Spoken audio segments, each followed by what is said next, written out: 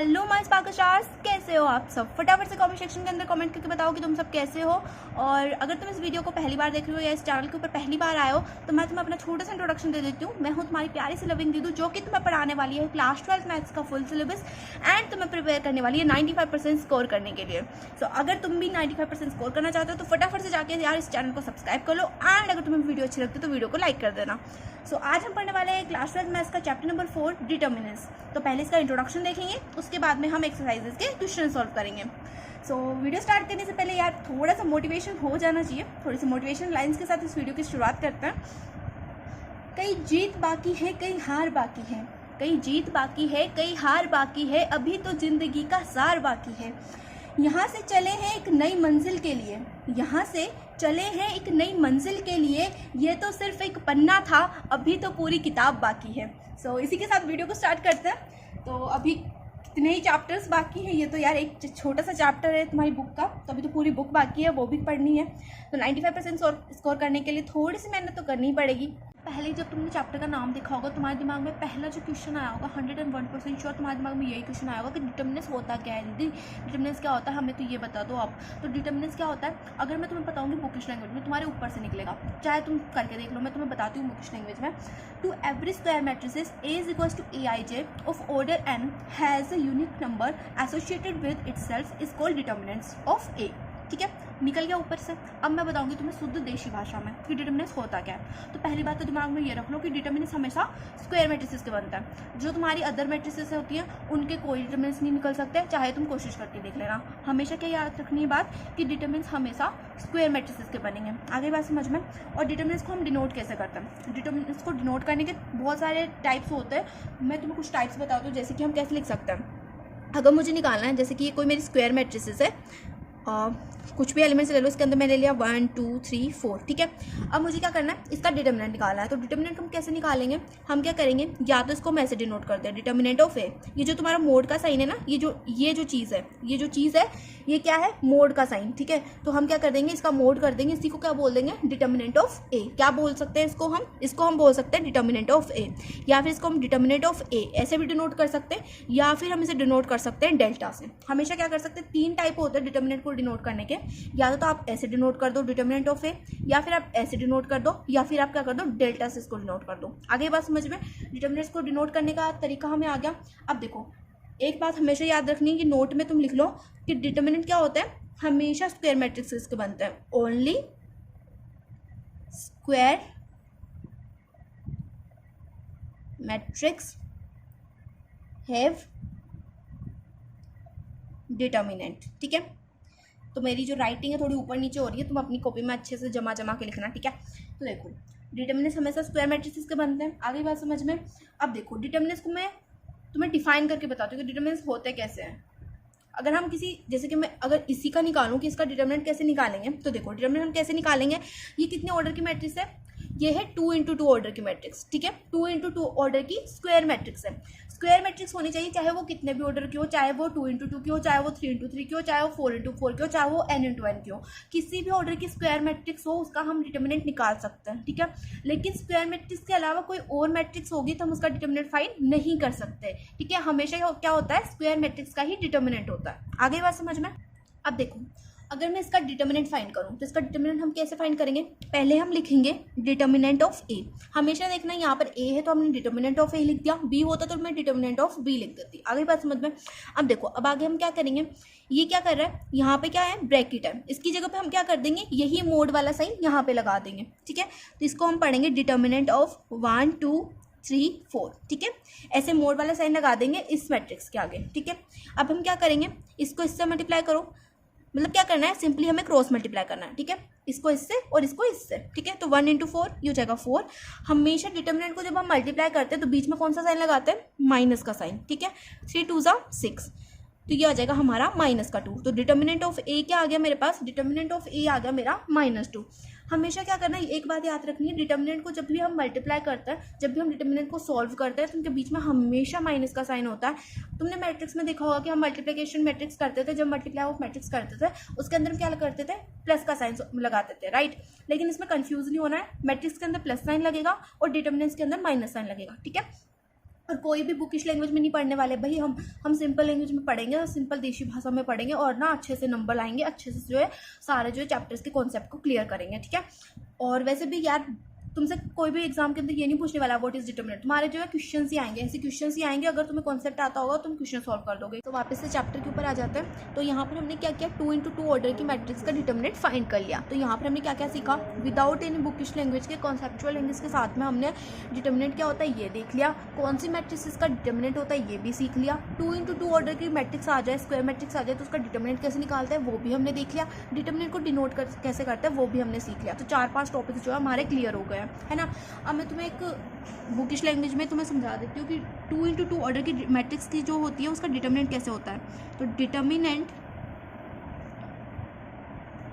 Of 2x2 order if A is equals to, देखो अगर A is equals to हमें given है ABCD तो इसका डिटरमिनेंट क्या होगा, डिटरमिनेंट ऑफ A हो जाएगा हमारा AD minus CB। Cross multiply करना है, A को मल्टीप्लाई करना है D के साथ, C को मल्टीप्लाई करना है B के साथ, तो ये हो जाएगा AD माइनस CB। तो 2x2 ऑर्डर की मैट्रिक्स का डिटरमिनेंट कैसे निकालेंगे, ऐसे निकालेंगे। ये आगे बात समझ में। अब देखो अगर हमारी मैट्रिक्स हो 3x3 ऑर्डर की तो हम क्या करेंगे, तो देखो determinant of 3x3 order if A is equals to A11, A12, A13, A21, A22, A23, A31, A32, A33। तो अगर तुमने मैट्रिक्स वाला चैप्टर नहीं पढ़ा है तो मेरे चैनल पर उस चैप्टर की वीडियो भी अवेलेबल है, तो वहाँ से जाकर उस वीडियो का तुम्हें चैप्टर पढ़ने की जरूरत नहीं है, तुम्हें सिर्फ क्या करना है इंट्रोडक्शन वाली वीडियोस देखनी है। इंट्रोडक्शन वाली वीडियो देखोगे तो तुम्हारा पूरा चैप्टर जो है क्लियर हो जाएगा। अगर तुम जो है एकदम से चैप्टर नंबर 4 पे आ गए, तुम्हें अभी तक चैप्टर नंबर 3 नहीं पढ़ा, तो मैं नहीं बोल रही कि अभी जाकर तुम चैप्टर नंबर 3 पढ़ के आओ तभी तुम्हें चैप्टर नंबर 4 समझ में आएगा। तुम्हें क्या करना है, सिर्फ इंट्रोडक्शन वाली वीडियो देखनी है, उससे जो है क्लियर हो जाएगा, ठीक है। और उसके बाद में चैप्टर नंबर 3 पढ़ना बहुत ज़रूरी है, क्योंकि यार ये जो चैप्टर्स है ना चैप्टर नंबर 1 to 4 ये तुम्हें फ्री के नंबर दिलवाने वाले हैं, ज़्यादा इसमें कुछ पढ़ने की जरूरत नहीं है। 8 नंबर का आई थिंक ये तुम्हारे बोर्ड के अंदर है इसका, तो फ्री के नंबर है यार मतलब, ठीक है। तो तुम्हें क्या करना है, चैप्टर्स को बिल्कुल आसान है, बिल्कुल ज़्यादा डिफिकल्ट चैप्टर नहीं है। तुम्हें क्या करना है, थोड़ा सा दिमाग लगा के बस इन चैप्टर के जो है कॉन्सेप्ट को पढ़ लो, एक बार कॉन्सेप्ट को समझ लो और तुम्हें पूरा चैप्टर जो है क्लियर हो जाएगा, ठीक है। तो देखो अगर हमारे पास आ जाए 3x3 ऑर्डर की मैट्रिक्स तो इसका डिटरमिनेंट कैसे निकालेंगे। तो इसका डिटरमिनेंट निकालने का सिंपल तरीका है, पहले हम क्या करेंगे, पहले मैं तुम्हें एक बात बता दूं, इसमें रो कौन सी है और कॉलम कौन सा। अगर तुमने चैप्टर नंबर 3 नहीं पढ़ा है तो कोई ज़रूरत नहीं है, मैं यहीं पे तुम्हें समझा देती हूँ। तो देखो रो कौन सी होती है, रो होती है ये जो है ये फर्स्ट रो है, ये सेकंड रो है और ये थर्ड रो है। ये जो पूरे एलिमेंट्स है ना ये फर्स्ट रो के अंदर है, ये सेकंड रो के अंदर और ये थर्ड रो के अंदर, ठीक है। और इसमें कॉलम्स कितने हैं, ये फर्स्ट कॉलम, ये सेकेंड कॉलम और ये कौन सा है, ये थर्ड कॉलम है, ठीक है। ये है column number 1, column number 2, column number 3 और ये है रो नंबर 1, रो नंबर 2 और रो नंबर 3, ठीक है। आगे बात समझ में, रो और कॉलम का फंडा क्लियर हो जाएगा।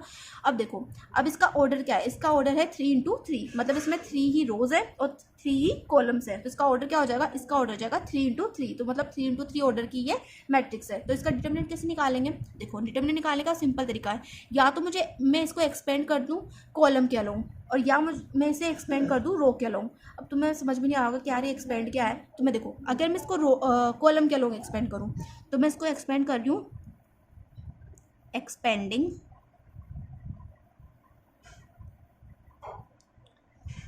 अलोंग कॉलम 1, कि मैं इसे एक्सपेंड कर रही हूँ अलोंग कॉलम 1, मतलब इस कॉलम के अलोंग में से एक्सपेंड करूँ। तो एक्सपेंडिंग का मतलब क्या है, अभी जो हम एक्सपेंड करेंगे तो तुम्हें अच्छे से क्लियर हो जाएगा। कॉलम 1 का फर्स्ट एलिमेंट क्या है, A11, मतलब इसमें 1 रो है और 1 ही कॉलम है, फर्स्ट रो है और फर्स्ट ही कॉलम का एलिमेंट है, सॉरी। तो ये है A11, तो A11 यहाँ पर हमने इस एलिमेंट को लिख दिया। अब यहाँ पर लगाएंगे हम डिटरमिनेंट का साइन, ठीक है। अब देखो अब हम क्या करेंगे, इसके रो के एलिमेंट्स और इसके जो कॉलम के एलिमेंट्स हैं उनको नहीं लिखेंगे, उनके अलावा जो एलिमेंट्स बचेंगे ना उसको इस डिटरमिनेंट के अंदर लिखेंगे। मतलब देखो मेरे कहने का क्या मतलब है, ये है इसका कॉलम, कॉलम नंबर 1 का मैंने ये फर्स्ट एलिमेंट लिया ना, तो इसके ये आगे वाले एलिमेंट्स और इसके ये नीचे वाले एलिमेंट्स इनको छोड़ना है और जो बाकी के एलिमेंट्स हैं उनको इसके अंदर लिखना है। तो बाकी के एलिमेंट्स कौन कौन से बचेंगे, अगर इन दोनों को हम कट कर दें तो हमारे पास बचेगा A22, A23, A32 और एक A33, ठीक है। ये आगे बात समझ में। इसके जो रो के एलिमेंट्स हैं और जो कॉलम के एलिमेंट्स हैं उनको इस डिटर्मिनेंट के अंदर नहीं लिखना, जो बाकी के एलिमेंट्स बचे ना उनको हम डिटर्मिनेंट के अंदर लिखेंगे। अब देखो यहाँ पर भी थोड़ी सी मिस्टेक होगी, यहाँ पर हम कैसे लिखेंगे इसको, a11 तो लिखेंगे ही सही, इसके आगे हम इसको मल्टीप्लाई कर देंगे -1 के साथ, ठीक है। -1 के साथ मैं मल्टीप्लाई करूंगी और ये क्या है, फर्स्ट रो का और फर्स्ट कॉलम का एलिमेंट है ना, तो यहाँ पर 1 1 है ना, तो इसके ऊपर लिख दो 1 + 1, ठीक है। ये 1 है रो और ये 1 कौन सा है, ये है कॉलम का, ठीक है। तो 1 1 1 + 1 मैंने यहाँ पर -1 के ऊपर पावर लगा दी, ठीक है। ये तुम्हें लिखना ही लिखना है। अब देखो मुझे लेना है ये वाला एलिमेंट है ना, फर्स्ट कॉलम का यही एलिमेंट है ना। अब इस वाले एलिमेंट को यहाँ पे लिखो, पहले हम लिखेंगे -1, माइनस के 1 के ऊपर ये है 2, तो यहाँ पे लिख देंगे 2 और प्लस में 1, ये 2 + 1 था ना, ये मैंने ऊपर लिख दिया। अब यहाँ पे लिखो A21। अब देखो इसको छोड़ना है और इसको छोड़ना है। मैंने क्या बोला था, इसके रो के एलिमेंट्स और इसके कॉलम के एलिमेंट्स को बिल्कुल भी नहीं लिखना। तो इसके रो के एलिमेंट्स ये हैं और कॉलम के ये हैं, इनको छोड़ के हमारे पास क्या बचेगा, A12, A13, A32 और A33, ठीक है। आगे बात समझ में, ऐसे लिख दिया। अब हम क्या करेंगे, ये वाला एलिमेंट चाहिए ना मुझे, यहाँ पर लिखो -1 और यहाँ पर रो और कॉलम कितने हैं, यहाँ पर लिख दो 3 और यहाँ पर +1, ठीक है। 3 + 1 हो गया। अब यहाँ पर लिखेंगे हम A31 लिख दिया, डिटर्मिनेंट का साइन लगा दो। अब क्या करेंगे, इसकी रो के एलिमेंट्स और इसके कॉलम के एलिमेंट्स इनको छोड़ दिया, इसको छोड़ना है और इनको छोड़ना है। हमारे पास ये 4 एलिमेंट्स बचेंगे, इनको लिख दो डिटर्मिनेंट के अंदर। यहाँ पर आ जाएगा A12, यहाँ पर A13, यहाँ पर A22 और यहाँ पर A23। बस इतना सा करना है और तुम्हारा जो एक्सपेंडिंग अलोंग हमने कॉलम 1 किया था ना, इसका इतना सा ही करना है। 3 × 3 ऑर्डर मैट्रिक्स का डिटर्मिनेंट निकल गया। अब हमें क्या करना है, इन ये जो डिटर्मिनेंट के अंदर हमें वैल्यूज दी हुई है ना, इनको हमें बस वैसे ही सॉल्व करना है जैसे हमने 2 × 2 ऑर्डर मैट्रिक्स का डिटर्मिनेंट निकाला था, ठीक है। क्या करना है, क्रॉस मल्टीप्लाई करना है। A12 को मल्टीप्लाई कर देंगे A33 के साथ, बीच में माइनस का साइन लगा देंगे, फिर A32 को A13 के साथ मल्टीप्लाई कर देंगे, जिसमें तुम्हारा जो डिटर्मिनेंट है वो हो गया कंप्लीट। अब देखो मैंने ये करवाया क्यों, इसका मतलब क्या है, -1 की पावर, यहाँ पे देखो अगर हम इसको सॉल्व करें तो यहाँ पर क्या आ जाएगा, -1 की पावर आ जाएगी 2 और इसको एज इट इज़ ऐसे लिख दो।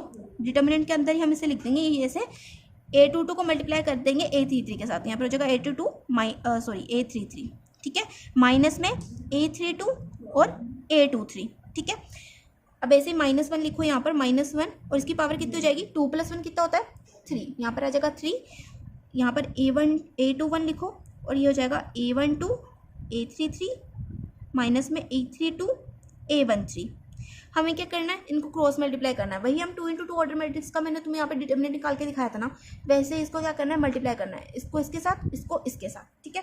ये हमने वैसे ही लिख दिया, तो ये A21 वाला हो गया। अब देखो इसको लेते हैं, यहाँ पे लिखो -1, ये -1 लिख दिया मैंने। 3 + 1 कितना होता है, 3 + 1 होता है 4, तो यहाँ पर आ जाएगा 4। अब A31 को ऐसे कैसे लिख दो, A31 और ये मल्टीप्लाई किसके साथ हो रहा है, वहाँ पे मेरे मान ही रहा है तो मैं इधर लिख रही हूँ। तो देखो A12 को मल्टीप्लाई करो A23 के साथ, तो यहाँ पे लिख देंगे A12 A23, बीच में लगाएंगे माइनस का साइन। हमेशा क्या करना है, डिटर्मिनेंट को जब मल्टीप्लाई करना है बीच में माइनस का साइन लगाना है, ठीक है। A22 को मल्टीप्लाई करो A13 के साथ, तो यहाँ पर हो जाएगा A22 A13, ठीक है। तो ये हो गया हमारा डिटर्मिनेंट, हमने मल्टीप्लाई कर लिया, सॉल्व कर लिया।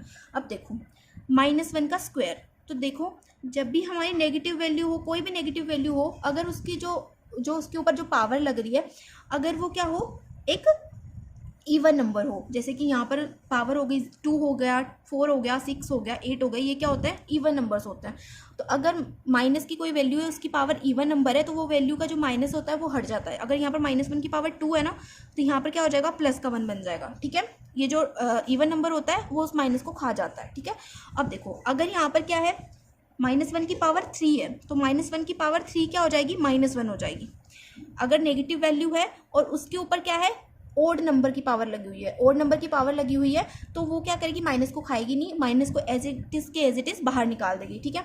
तो -1 की पावर 3 क्या हो जाएगी, -1 रहेगी, -1 की पावर 2 हो गई, -1 की पावर 4 हो गई, -1 की पावर 6 हो गई।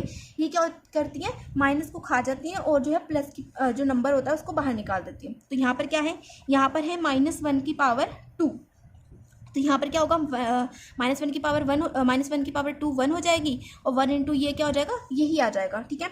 यहाँ पर क्या है, -1 की पावर 3 है, तो ये क्या करेगा, -1 ही रहेगा, -1 इससे मल्टीप्लाई होगा तो ये वैल्यू किसकी हो जाएगी, माइनस की हो जाएगी। और ये क्या है, -1 की पावर 4, तो -1 की पावर 4 क्या है, इवन नंबर है, तो यहाँ पर क्या हो जाएगा, 1 हो जाएगा प्लस का, और प्लस का 1 जब इससे मल्टीप्लाई होगा तो ये एज इट इज आ जाएगा। तो यहाँ पर आएगा कैसे, यहाँ पर देखो -1 की पावर 2 है तो ये तो 1 हो जाएगा, 1 इंटू ये क्या हो जाएगा एज इट इज सेम का सेम ऐसे ही आ जाएगा। तो हो जाएगा A11 into A22 A33 minus में A32 A23। यहाँ पर -1 की पावर 3 है ना, तो यहाँ पर आ जाएगा minus A21 A12 A33 minus A32 A13। अब यहाँ पर आ जाएगा प्लस, यहाँ पर हो जाएगा A31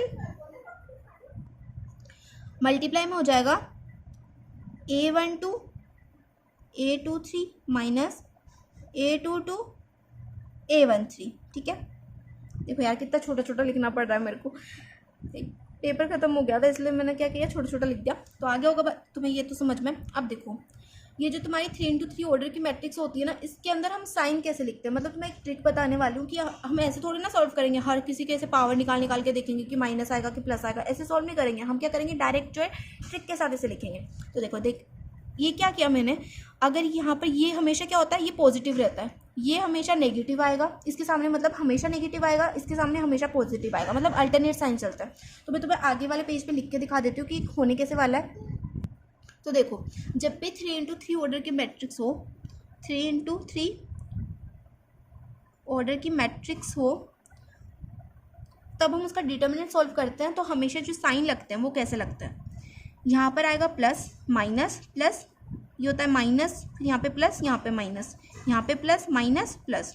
ठीक है, ये होता है 3x3 ऑर्डर की मैट्रिक्स के आगे जो साइन लगता है, जब हम उसको सॉल्व करते हैं, उसका डिटर्मिनेंट जब निकालते हैं, तो हम जब उन नंबर्स के आगे, उन एलिमेंट्स के आगे जो साइन लगाते हैं वो इस टाइप से लगाते हैं। अगर ये जो वाला एलिमेंट होता है ना, ये हमेशा पॉजिटिव होता है, यहाँ पर जो एलिमेंट आता है वो हमेशा नेगेटिव आएगा, वहाँ पर हमेशा नेगेटिव साइन आएगा उसके सामने, यहाँ वाले एलिमेंट के सामने पॉजिटिव साइन आएगा, यहाँ वाले के सामने नेगेटिव, यहाँ वाले के सामने पॉजिटिव, यहाँ वाले के सामने नेगेटिव, मतलब सिंपल सी बात है, हमेशा अल्टरनेट साइन के साथ चलता है। ठीक है, अब हम जब एग्जांपल्स देखेंगे तो ज़्यादा क्लियर हो जाएगा। तो मैं तुम्हें एक एग्जांपल दिखाती हूँ, उसको हम सॉल्व करेंगे और तुम अच्छे से जो है ये जो चीज़ है ये क्लियर हो जाएगी। तो मैंने एग्जांपल की एक 3x3 ऑर्डर की मैट्रिक्स ली है, A इज इक्वल्स टू 1 0 1 0 1 2 0 0 4। तो इसको जो है ना मैं कॉलम के अलोंग भी एक्सपेंड करूंगी और रो के अलोंग भी एक्सपेंड करूंगी, ताकि तुम्हें अच्छे से क्लियर हो जाए कि कॉलम के अलोंग एक्सपेंड कैसे करते हो, रो के अलोंग एक्सपेंड कैसे करते हो। तुम इसको रो 1 के अलोंग एक्सपेंड कर सकते हो, रो 2 के अलोंग एक्सपेंड कर सकते हो, रो 3 के अलोंग एक्सपेंड कर सकते हो। किसी भी रो के अलोंग एक्सपेंड करो, किसी भी कॉलम के अलोंग एक्सपेंड करो, तुम्हारा जो आंसर होगा हमेशा सेम आएगा। तो जो तुम्हारा डिटर्मिनेंट आएगा वो हमेशा क्या आ जाएगा, सेम आएगा। तुम चाहे जैसे मर्जी सॉल्व करके देख लेना। मैं इसको पहले एक्सपेंड कर रही हूँ कॉलम 1 के अलोंग, तो यहाँ पे लिख देंगे पहले एक्सपेंडिंग अलोंग कॉलम 1। ये एक एग्जाम्पल है, एग्जाम्पल ले रहे हैं हम इसका। तो देखो एक्सपेंडिंग अलोंग कॉलम 1, तो कॉलम 1 कौन सा है, ये वाला है ना। तो यहाँ पर हम पहले क्या करेंगे, A11 यहाँ पर ये फर्स्ट एलिमेंट हमने यहाँ पे लिख दिया।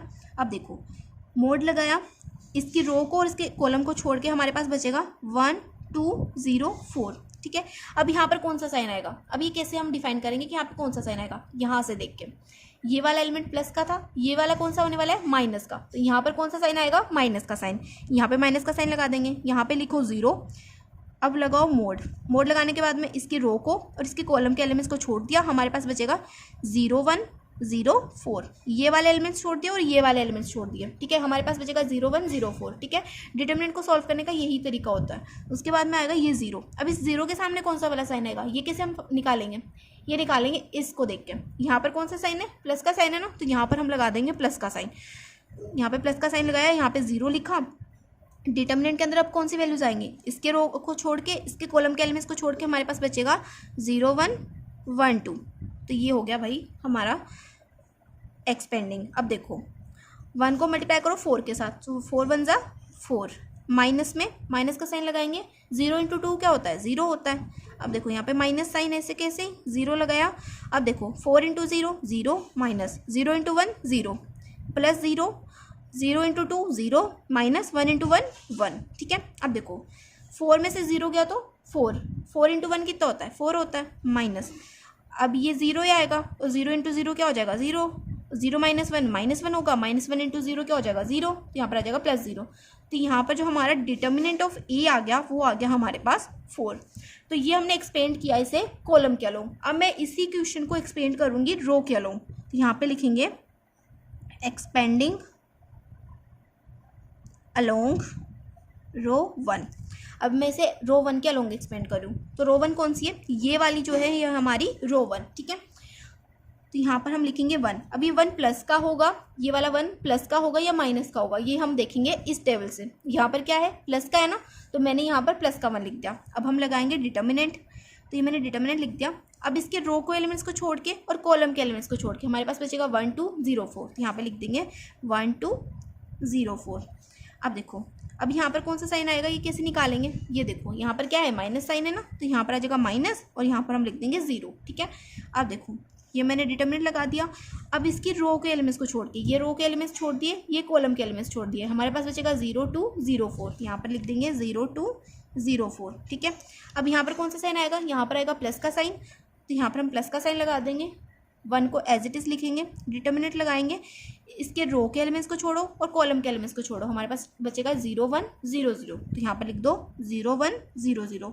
अब इसको सॉल्व कर लेंगे, ये 1 को एज इट इज़ लिख दो, 4 इंटू 1 हो जाएगा 4, 0 इंटू 2 हो जाएगा 0, तो यहाँ पर आ जाएगा -0। अब माइनस का sign, 0 as it is, 4 into 0 0, 2 into 0 0, plus में 1 इंटू 0 इंटू 0 0 हो जाएगा, 0 इंटू 1 0, यहाँ पर आ जाएगा 0 -0। अब देखो 4 में से 0 जाएगा तो 4 बचेगा, 4 इंटू 1 हो जाएगा 4, माइनस ये है 0, 0 -0 0 होता है, 0 इंटू 0 0, ठीक है। अब यहाँ पर है 0 -0, तो 0 -0 0 हो जाएगा, 0 इंटू 1 हो जाएगा 0, तो यहाँ पर आ जाएगा +0। तो हमारे पास क्या आ गया, डिटर्मिनेंट ऑफ ए आ गया मेरे पास 4। तो देखो मैंने इसे रो के अलोंग एक्सपेंड करके दिखा दिया, कॉलम के अलोंग भी एक्सपेंड करके दिखा दिया, दोनों ही टाइम्स आंसर्स क्या है, सेम आए। तो इससे हमें क्या समझ में आया कि जब भी हम डिटर्मिनेंट को सॉल्व करते हैं, चाहे उसे हम रो के अलोंग सॉल्व करें चाहे कॉलम के अलोंग सॉल्व करें, हमारा जो आंसर होता है वो हमेशा क्या आता है, सेम आता है। तो मैंने इसको कॉलम 1 और रो 1 के अलोंग एक्सपेंड किया है, तुम इसे कॉलम 2 और रो 2 के अलोंग एक्सपेंड करके देखोगे, ठीक है। करना सिर्फ ऐसे ही है, ये देखो कॉलम 2 ये वाला है और रो 2 ये वाली है, तो इन दोनों के अलोंग तुम्हें एक्सपेंड करके देखना है कि क्या आंसर्स आते हैं, क्या सही आंसर्स आते हैं, यही आंसर्स तुम्हें मिलते हैं या फिर कुछ डिफरेंट तुम्हें मिलता है, ठीक है। ये चीज़ तुम्हें देखनी है। तो यहाँ पर तुम्हें 3 into 3 ऑर्डर के मैट्रिक्स का डिटर्मिनेंट कैसे निकालते हैं वो भी समझ में आ गया होगा। तो यहाँ पर हमारे जो 4.1 के अंदर जितना भी कॉन्सेप्ट यूज़ होने वाला है वो जो है हमने यहाँ पे पढ़ लिया। अब देखो तुम्हारी एक्सरसाइज जो 4.2 है वो हमें नहीं पढ़नी है, क्लास 12 मैथ्स के अंदर वो एक्सरसाइज कट हो चुकी है, ठीक है, रिड्यूस हो चुकी है तुम्हारे सिलेबस से, तो तुम्हें वो एक्सरसाइज नहीं पढ़नी है। अब हम देखेंगे एक्सरसाइज 4.3 के अंदर यूज़ होने वाला कॉन्सेप्ट, ठीक है। सो एक्सरसाइज 4.3 के अंदर जो कॉन्सेप्ट यूज़ होने वाला है उसका फर्स्ट टॉपिक है एरिया ऑफ ट्राइंगल।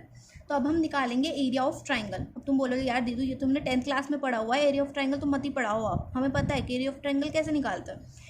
तो इसमें क्या होने वाला है, थोड़ा सा डिफरेंट होने वाला है। डिटर्मिनेंट्स के थ्रू हम एरिया ऑफ ट्राइंगल कैसे निकाल सकते हैं ये हम इस वीडियो के अंदर देखेंगे, इस कॉन्सेप्ट वाली वीडियो के अंदर ये देखेंगे। अब देखो एरिया ऑफ ट्राइंगल हम जब 10th तक हमने कैसे पढ़ा है, एरिया ऑफ ट्राइंगल क्या होता है, एरिया ऑफ ट्राइंगल का फॉर्मूला होता है 1/2, फिर मोड के अंदर हम लिख देते हैं x1 y2 - y3 प्लस में x2 y3 - y1, फिर प्लस में x3 y2 - y3, ठीक है। ये होता है हमारा एरिया ऑफ ट्राइंगल जो कि हम 10th क्लास तक पढ़ते आ रहे हैं, 11th क्लास तक पढ़ते आ रहे हैं। लेकिन डिटर्मिनेंट्स की दुनिया में एरिया ऑफ ट्राइंगल निकालने का भी ना कोई दूसरा तरीका है। अब तुम बोलोगे दूसरा तरीका कौन सा है, तुम देखो एरिया ऑफ ट्राइंगल डिटर्मिनेंट्स के थ्रू हम कैसे निकालते हैं। तो यहाँ पर लिखेंगे यूजिंग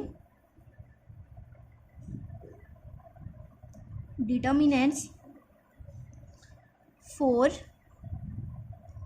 एरिया ऑफ ट्राइंगल, ठीक है।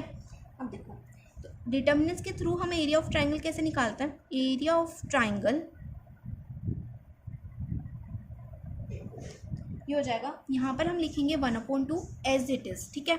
उसके बाद में हम क्या करेंगे, डिटर्मिनेंट का साइन लगाएंगे, यहाँ पे लिख दो x1, फिर यहाँ पे x2, यहाँ पर x3, यहाँ पर y1 y2 y3। अब यहाँ पर बच गया, यहाँ पे क्या लिखेंगे, यहाँ पे लिख देंगे 1 1 एंड 1, ठीक है। ये हो गया हमारा एरिया ऑफ ट्राइंगल का फॉर्मूला फॉर डिटर्मिनेंट्स। डिटर्मिनेंट्स के थ्रू हम एरिया ऑफ ट्राइंगल कैसे निकालेंगे, ऐसे निकालेंगे, ठीक है। अब देखो 1/2 को हम एज इट इज़ ऐसे लिख देंगे, 1/2 लिख देंगे। फिर हम क्या करेंगे, इसको या तो कॉलम के लॉन्ग एक्सपेंड कर देना या फिर रो के लॉन्ग एक्सपेंड कर देना। तो जैसे हमने पहले देखा था ना कि कॉलम के लॉन्ग एक्सपेंड कैसे करते हैं या रो के लॉन्ग एक्सपेंड कैसे करते हैं, वैसे ही एक्सपेंड करना है। तो मैं तुम्हें करके दिखा देती हूँ। मैं इसको एक्सपेंड कर रही हूँ रो 2 के लॉन्ग, या रो 1 के लॉन्ग एक्सपेंड करो इसे। तो रो 1 के लॉन्ग हम इसको एक्सपेंड करेंगे तो कैसे हो जाएगा, 1/2 को एज इट इज़ लिख देंगे यहाँ पर। ये देखो, ये रो 2 है, ये है रो 1। तो रो 1 को लॉन्ग एक्सपेंड कर रही हूँ तो देखो x1 को हम एज इट इज़ लिखेंगे, मोड का साइन लगाएंगे, इसके रो के एलिमेंट्स को छोड़ दो और कॉलम के एलिमेंट्स को छोड़ दो। हमारे पास बचेगा y21 और y31। ठीक है, ये लिख दिया। अब यहाँ पर आएगा माइनस का साइन, यहाँ पर माइनस होता है ना, ये यहाँ पे आ जाएगा माइनस का y1। डिटर्मिनेंट के अंदर हम लिखेंगे, इसको छोड़ो और इसको छोड़ो, हमारे पास बचेगा x21 और x31। ठीक है, अब यहाँ पे जाएगा +1 और इसके रो के एलिमेंट्स छोड़ के और कॉलम के एलिमेंट्स को छोड़ के हमारे पास बचेगा x2 y2 और x3 y3। अब इसको आगे सॉल्व कर लेंगे, फिर 1/2 से मल्टीप्लाई कर देंगे तो हमारा क्या हो जाएगा, एरिया ऑफ ट्राइंगल जो है आ जाएगा। अब तुम्हें नोट दिखा देती हूँ मैं। तो इसमें तुम्हें 2 नोट याद रखने, 2 चीज़ें हैं जो बहुत ज़्यादा इंपॉर्टेंट है, जो कि तुम्हें क्वेश्चंस के अंदर पूछी जा सकती है। तो पहली बात जो तुम्हें हमेशा याद रखनी है कि जो एरिया ऑफ ट्राइंगल होता है, एरिया क्या है, एक पॉजिटिव क्वांटिटी है। मैं तुम्हें लिख के दे देती हूँ, देखो नोट फर्स्ट नोट क्या है, जो एरिया होता है किसी भी चीज़ का एरिया हो गया, एरिया क्या है, एक पॉजिटिव क्वांटिटी है। लिखो, area is a positive quantity. Area क्या है, पॉजिटिव क्वांटिटी है। तो तुम्हारा जो डिटर्मिनेंट के अंदर एरिया चाहे नेगेटिव आए चाहे पॉजिटिव आए, तुम्हें हमेशा क्या करना है, एरिया हमेशा किस में लेना है, एरिया इज ऑलवेज पॉजिटिव। ठीक है, एरिया हमेशा क्या करना है, पॉजिटिव लेना है। चाहे नेगेटिव आ जाए चाहे पॉजिटिव आए, तुम्हें हमेशा एरिया किस में लेना है, पॉजिटिव लेना है। ठीक है, ये हो गई पहली बात। दूसरी बात क्या है, दूसरी बात ये है कि जब तुम्हारा एरिया ऑफ ट्राइंगल क्या आ जाए, एरिया ऑफ ट्राइंगल आ जाए हमारा 0। अगर मेरा एरिया ऑफ ट्राइंगल क्या आ गया, 0 आ गया, तो उसका क्या मतलब है, एरिया ऑफ ट्राइंगल जब हमारा 0 आता है, इसका मतलब क्या है, जो उसकी वर्टिसेस है, जो वर्टिसेस है ट्राइंगल की, वो क्या है, कोलिनियर है। कोलिनियर का क्या मतलब होता है कि जो ट्राइंगल के जितने भी पॉइंट्स हैं वो क्या है, एक ही लाइन के ऊपर बने हुए हैं। ठीक है, तो जैसे कि ये मैं तुम्हें समझा देती हूँ। पहले तो यहाँ पे लिख देते हैं, area of triangle is 0 then vertices of triangle is collinear. ठीक है, ये 2 बातें ये तुम्हें याद रखनी है। अब इसको हम देखते हैं, सॉल्व करके देखते हैं। एक तरह से तो मैं समझा के बताती हूँ। देखो, ये मेरा कोई ट्राइंगल है, इसकी वर्टिसेस कितनी होती है, 3 वर्टिसेस होती है, ये और ये। ठीक है, अब अगर इसका एरिया क्या आ गया मेरे पास, एरिया आ गया मेरे पास 0, मतलब इसका एरिया क्या है, टोटल एरिया क्या है, 0 है। तो क्या होगा ना, ये तीनों जो पॉइंट्स ऐसे बने हुए हैं ना, ये ऐसी शेप में है, ट्राइंगल शेप में, ये क्या हो जाएंगे, इसको हम मान लेंगे कि क्या है, ये एक ही लाइन के ऊपर है। ये जो वाला पॉइंट है इसको मान लो, ये ऐसे और ये ऐसे। ठीक है, तो ये पॉइंट्स क्या है, कोलिनियर है, मतलब एक ही लाइन के ऊपर है। तो ये जो प्रॉपर्टी आ जाती है, इस प्रॉपर्टी को हम बोल देते हैं कोलिनियर। मतलब तीनों ही पॉइंट्स क्या हैं, एक ही लाइन के ऊपर बने हुए हैं, तो उसको हम बोल देंगे कि ये क्या है, कोलिनियर है। तो तुम्हारे बहुत से क्वेश्चंस होंगे एक्सरसाइज 4.3 के, जिसमें हम क्या प्रूव करना होगा, उसमें हमें प्रूव करना पड़ेगा कि ये जो तीनों पॉइंट्स है ये कोलिनियर है। तो मैं ऐसे प्रूव कर दो। तो हम प्रूव कैसे करेंगे, उसका जो ट्राइंगल होगा उसका एरिया हम क्या कर देंगे, 0 के इक्वल कर देंगे और बोल देंगे कि इसका ट्राइंगल है, इसका एरिया 0 के इक्वल है, इसका मतलब ये क्या है, कोलिनियर है। ठीक है, तो ये तो तुम्हारा एक्सरसाइज 4.3 का सारा कॉन्सेप्ट। तो तुम्हें एक्सरसाइज 4.3 के अंदर यही पढ़ना है, एरिया ऑफ ट्राइंगल तुम्हें आना चाहिए।